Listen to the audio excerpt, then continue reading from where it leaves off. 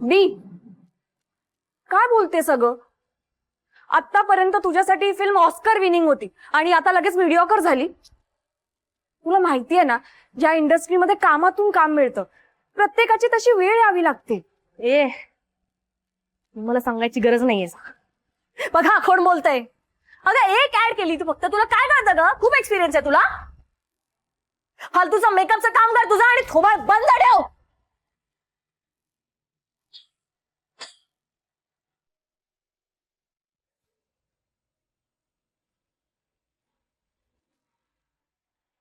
आता तरी सांगणार आहेस काय चाललंय तुझं? हेच मी तुला विचारलं तर? मला सांग, तुला कसं कळलं आम्ही इथे आहोत ते? मला माहिती असतं तुझ्याबद्दल सगळं. हो, पण मलाही अर्ध्या तासापूर्वी माहित नव्हतं मी इथे येणार आहे ते. मग कसं कळलं तुला? सांग ना, काय विचारते मी लुकून? तुला कसं कळलं मी इथे आले ते? अगं मी तुला खूप वेळा फोन केला होता पण तू उचलला नाहीस. मग आपल्या फिल्मच्या टीमने सांगितलं की तू आर.के. सरांबरोबर कुठेतरी गेलीयस. काढली माहिती, मला कळलं तुम्ही दोघं इथे आहात आणि म्हणून मी आलो इथे. व्हॉट्स रॉंग? कशाला एवढं काय अडलं होतं तुझं? हे तू बोलतेस मोहिनी. अगं उद्यापासून आपलं शूट सुरू होतंय. आपल्या शूटिंगचा मुहूर्त आहे उद्या. सगळे गॅसवर आहेत, 10 काम आहेत, काय करायचं काय नाही कोणाला कळत नाही आणि तू अवेलेबल नाहीस. हे कसं काय? तू कशाला अवेलेबल राहू? शूट उद्यापासून आहे ना. हा, म्हणून तू प्रोड्युसरचे कॉल घेणार नाहीस का? तू प्रोड्युसर आहेस? नाही, प्रोड्युसर दीपा मॅम आहेत पण त्यांनी मला फ्री हँड दिलाय. Free hand? कशा बाबतीत? असतात प्रोडक्शनच्या गोष्टी काही. बर, दे मला कॉन्ट्रॅक्ट, साइन करते मी. उद्या दुपारपर्यंत लॉयर्स पाठवतील तेव्हा कर साईन. आत्ताच म्हणालास ना खूप अर्जंट आहे, आता लगेच करावं लागेल. खोटं बोललास ना मुकुल? हो, बोललो मी खोटं. बोललो खोटं, तुला प्रोटेक्ट करायला खोटं बोललो. मोहिनी, अगं वेळ निघून जाण्याआधी सावध हो. अगं ते आर.के. सर तुला शोभेच्या बाहुलीसारखं मिरवतायत सगळीकडे आणि तू. मी काय? मी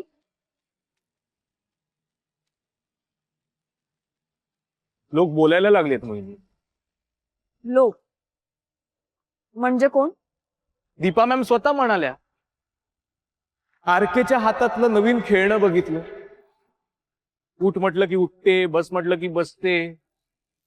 तुझे सांगेल ते ती करेल.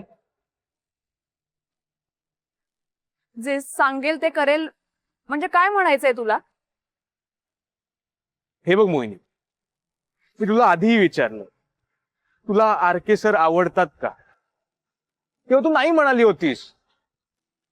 पण आता दरवेळी तुम्ही दोघे एकत्र दिसता. हे बघ, एकतर तू माझ्याशी खोटं बोलतेस नाहीतर स्वतःशी. बस झालं यार मुकुल, मला ना कंटाळा आलाय सतत त्याच विषयावर बोलू. मी तुला ना शेवटचं सांगते, नीट ऐक. तो माणूस आहे ना, त्या माणसाने माझ्यासाठी आणि माझ्या घरच्यांसाठी खूप काही केलंय. माझ्या अडचणीच्या वेळी तो माझ्यासोबत उभा राहिलाय. माझ्या मनात त्याच्यासाठी फक्त आणि फक्त आदर आहे. आणि जो माणूस गरजेला उभं राहतो ना, त्याच्या गरजेसाठी आपण उभं राहायचं हे मी माझं कर्तव्य समजते. आणि याला माणुसकीही म्हणतात. याचा जर कोणी वेगळा अर्थ काढणार असेल ना तर मला सहन होणार नाही मुकुल. आर.के. सरांनी तुला मेकअप आर्टिस्ट बनवले ना, पर्सनल. काही महिन्यांपूर्वी तू मेकअप असिस्टंट होतीस. तूच सांग मला, कुठला सुपरस्टार एखाद्या न्यू कमरला आपला मेकअप करायला देईल? झोल नाही वाटत का तुला? काय भाषा आहे ही तुझी? झोल? कसला झोल? तूही नवीन असताना तुला कोणीतरी संधी दिलीच होती ना, म्हणून तू इथपर्यंत पोहोचलास. की त्यातही तू म्हणतोस तसा झोल होता. आणि करेन मी मेहनत, तुला माहितीये ना माझं काम मला किती आवडतं ते. आरकेनी माझ्यावर जो विश्वास दाखवलाय त्याचा मान ठेवेन मी. मुकुल, मला माहितीये तुला माझ्याबद्दल काय वाटतं ते, पण म्हणून वाटेल तसा विचार नको करूस ना. मी आधी जशी होते ना तशीच आहे, आणि माझे लग्नाबद्दलचे विचारही तसेच आहे. आणखी नाही, त्या दिवशी लग्नात तुझी आई जे काही बोलली ना, त्यानंतर तुला माझ्याशी लग्नाविषयी बोलण्याचा काही एक अधिकार नाहीये. तुला परत एकदा सांगते, नीट ऐक. आरके आणि माझ्यात तसं काहीही नाहीये. आम्ही फक्त मित्र आहोत. आम्ही एकमेकांपेक्षा खूप वेगळे आहोत. आमच्या प्रायोरिटीज वेगळ्या आहेत. तेव्हा असा विचार तू परत कधीही मनात आणायचा नाहीयेस. भेटू उद्या सेटवर. मोहिनी, मी सोडतो तुला. अगं मोहिनी,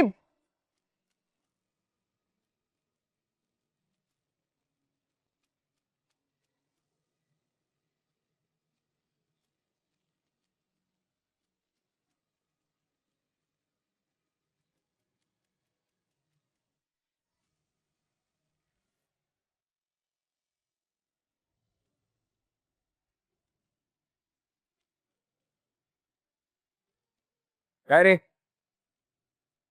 कॅरेक्टरचा कुठला पदर आठवलाय आता? हा? उभा का, बस की. Good evening sir. मी निशांत देशमुख, तुमच्या फिल्मचा लेखक. ओळख करून देतोयस? बरा आहेस ना? अरे रीडिंग सेशन्स केली आहेत आपण. बोल, काय झालं? लेखकाला चेहरा नसतो सर, आणि व्हॉइस तर अजिबातच नसतो. पण तो कमवता येतो, आणि तू कमवलायस तो. मलाही असंच वाटत होतं सर, पण आज समजलं ते सगळं खोटं आहे. उद्या शूट आहे आपलं. आज हे बोलतोयस, ओके आहेस ना? सर एक मोठा प्रॉब्लेम झाला ऍक्च्युली. ते सोड, मला सांग काय घेणार? काही सांगू? चहा, कॉफी, ज्यूस? नको सर, मला फक्त ना तुमचा थोडा वेळ हवाय सर. काही प्रॉब्लेम आहे का निशांत? ओके आहेस ना? नाही म्हणजे सर, उद्या 2 आपले ना मेजर सीन शूट करायचे, आणि त्यासाठी ना प्रोड्युसर मॅडमनी तुमच्याकडे सीन ऐकवायला मला पाठवलंय. मुहूर्त आहे ना सर उद्या आपला. असेल ना, मग तिचा मुहूर्त आहे म्हणून मी रिडिंग करू आदल्या दिवशी रात्री. किती रिडिंग सेशन्स केली आतापर्यंत आपण? किमान 20. सीन टू सीन वर्क केलंय, लाईन टू लाईन काम केलंय. हाच परत वाचायचं मी. नाही होणार म्हणून सांग. नाही सर, काय थोडं आहे ना आपण रिवर्क केलंय सर.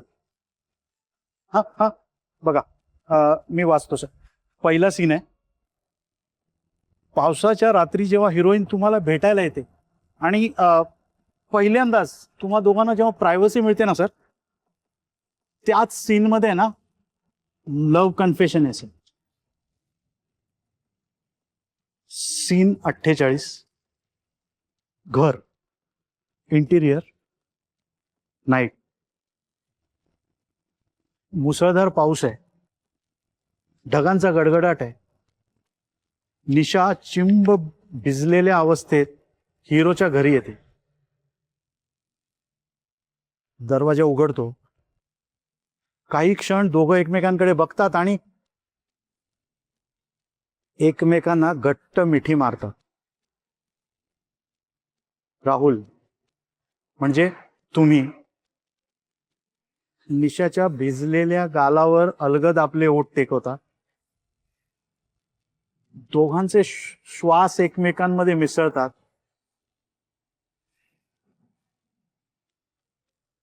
तेवढ्यात राहुल हळूच निशाच्या कानाजवळ जाऊन म्हणतो,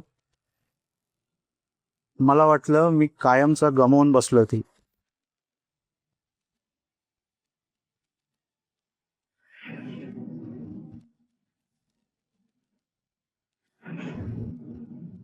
निशा म्हणते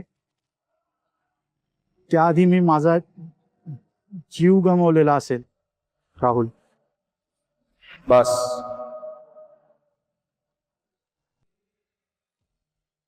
कुठली सिच्युएशन आहे ही? हा, ही फिल्म मध्ये आहे? निशांत, सर माझंही तेच म्हणणं होतं, पण दीपा मॅडमनी ना लिटरली डिक्टेट केला सीन मला. मी म्हंटल की जबरदस्तीने घुसवल्यासारखं वाटतो या सीन, पण त्या ऐकायलाच तयार नाही तो. You are so predictable Deepa. माहिती होतं मला हे असंच काहीतरी करशील, माझं टेम्पर जावं, मी अनप्रोफेशनल वागावं म्हणून. आजपर्यंत आरके मनाला येईल तसंच वागलाय आणि यापुढेही मनाला येईल तसंच वागणार. फक्त आता तुला दाखवतो प्रोफेशनलिझम कशाला म्हणतात ते. पुढचा सीन वाच. हा? पुढचा सीन वाच. हा. Scene 52, hotel room, interior night, honeymoon scene आहे सर.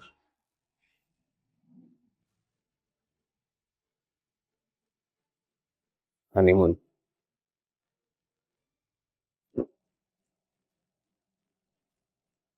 निशांत, रिडिंगची गरज मला नाहीये, तुझ्या प्रोड्युसर मॅम नाही बहुतेक. स्क्रिप्ट वाचली पूर्ण? फिल्म मध्ये हिरो हिरोईनचं लग्न होऊ शकत नाही, याच पॉइंटवर फिल्म संपते. आणि मग पुढचा वाच. सॉरी सर, म्हणजे काय ड्रीम सिक्वेन्स आहे ना, ऍक्च्युली नव्याने ऍड झालाय. कसं आहे, माझाही नाईलाज आहे, कॉन्ट्रॅक्ट प्रमाणे मलाही चेंजेस करावे लागले है ना. पुढचा सीन वाचू का सर? बेड सीन आहे तो. स्क्रिप्ट ठेव. हा, स्क्रिप्ट ठेवून जा, वाचेन मी. Thank you sir. म्हणजे थँक्यू सो मच सर. हा, मी येतो सर.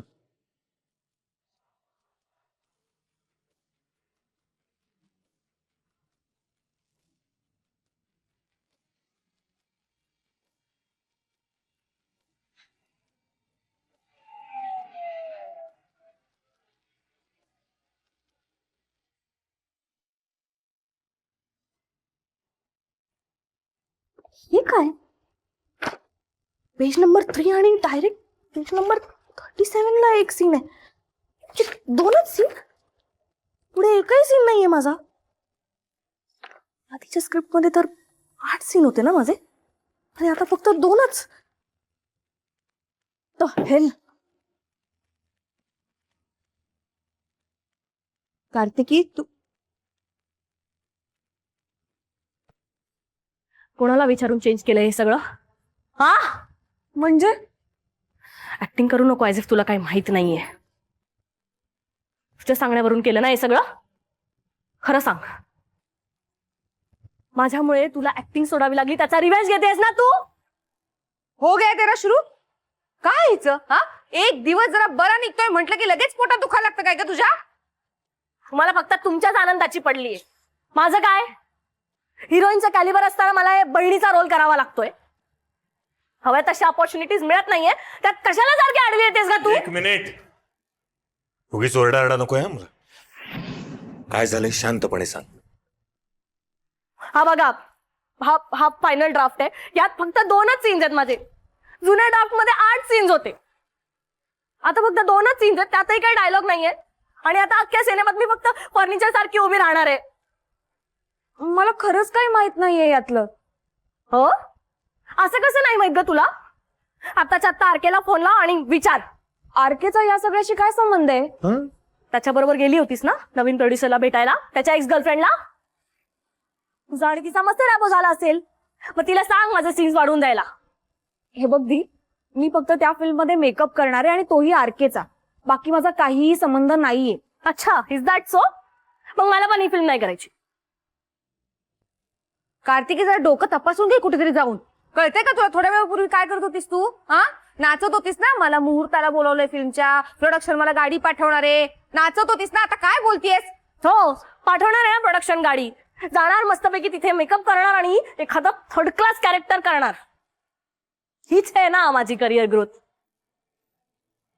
ते असले 2-3 सीन असलेले कॅरेक्टर करण्यापेक्षा ना लात मारते मी त्या मीडियाकर फिल्मला. हे बघ बेटा, आपल्या मुंबईमध्ये ना दररोज 1000 लोक येतात ऍक्टर होण्यासाठी. माहितीये तुला, आयुष्यभर स्ट्रगल करतात ते, पण त्यांना कधीही आयुष्यात चान्सच मिळत नाही. अगं तुला समोरून चान्स मिळालाय ना, मान्य आहे या वेळेला रोल थोडा छोटा आहे, पण ठीक आहे ना, तू 100% कन्व्हिक्शन कर ना. गॉड नोज पुढच्या प्रोजेक्ट मध्ये तुला मोठा रोल मिळेल. गप्पा बसाव तुम्ही. तुम्हाला काय माहिती हो, तुम्ही ऍक्शन मास्टर आहात, तुम्हाला ऍक्टिंग बद्दल काही कळतं का? नाही ना, मग तुम्ही गप्पा बसा. बी काय बोलते सगळं? आतापर्यंत तुझ्यासाठी फिल्म ऑस्कर विनिंग होती आणि आता लगेच मीडिओकर झाली. तुला माहितीये ना, ज्या इंडस्ट्रीमध्ये कामातून काम मिळतं प्रत्येकाची तशी वेळ यावी लागते. मला सांगायची गरज नाहीये. बघा कोण बोलतय. अगं एक ऍड केली तू फक्त, तुला काय कळतं ग? खूप एक्सपिरियन्स आहे तुला. फालतूचा मेकअपचं काम कर तुझा आणि थोबा बंद ठेव.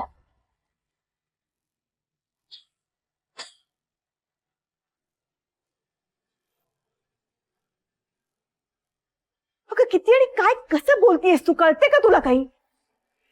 संस्कारांपेक्षा रक्त नेहमीच वरचढ ठरतं हे तर तुझ्या वागण्यामुळे पटायला लागले मला.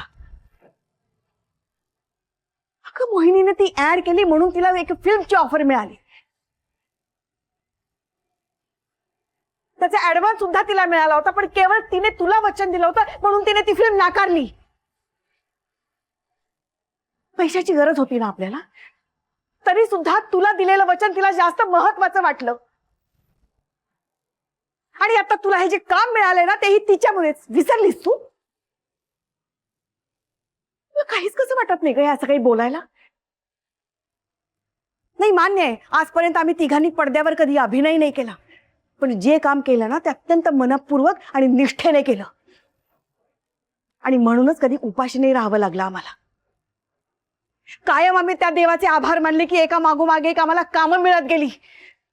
आणि तू ही आता तेच करायचंयस. चुपचाप उद्या सेटवर जायचं, जे समोर काम येईल ते प्रामाणिकपणे करायचं. कळलं? कळलं का?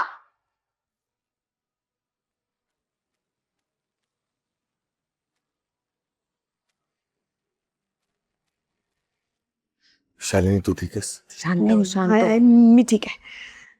थंपायची अगं मस्तकाला आणते ही पोरगी. शालो हाय, मी व्यवस्थित आहे.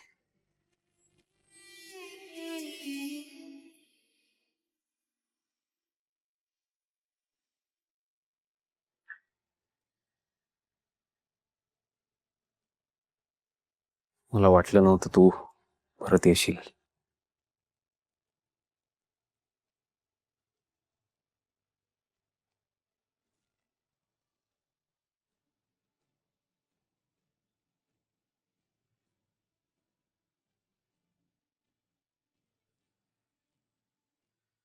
ईशा,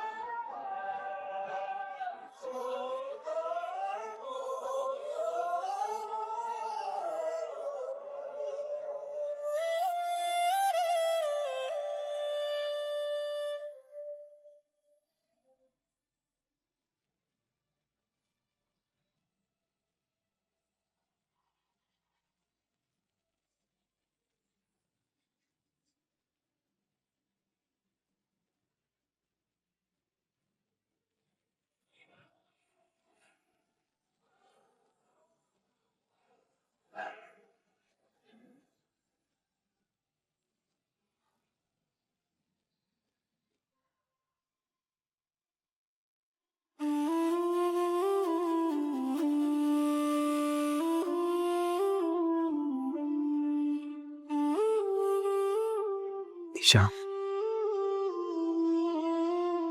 मला वाटलं मी तुला कायमचं गमावलंय. तू परदेशील असं नव्हतं वाटलं.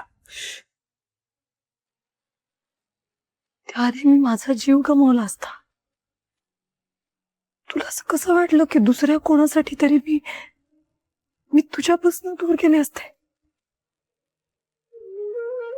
तुला गमावण्याआधी मी मरण पत्करलं असतं राहुल.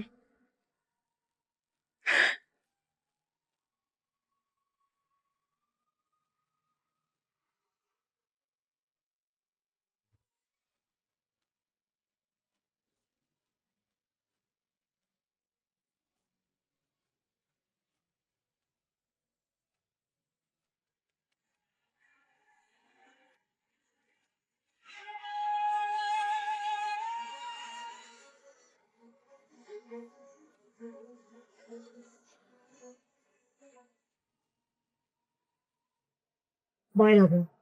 See you. मला तुझ्या मागे माझं आयुष्य वेस्ट नाही करायचं.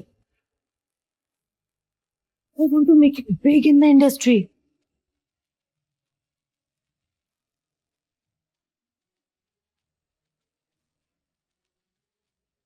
मला खूप मोठं व्हायचंय, खूप पुढे जायचंय. राघव, तुझ्या फिल्म्स फ्लॉप होत आहेत, तुला कोणी नवीन ऑफर देत नाहीये आणि माझ्या 5 फिल्म लाईन अप आहेत एका प्रोड्युसरच्या. हे बघ, मी आज सक्सेसफुल आणि मला तसंच राहायचंय. राघव, प्रत्येक यशस्वी स्त्रीच्या मागे तिच्याहून मोठा यशस्वी पुरुष असावा लागतो आणि क्लिअरली तू तो नाहीयेस. डेफिनेटली नाहीयेस. आणि मला वाटत नाही की तू कधी होऊ पण शकतो. So I think we should stop seeing each other.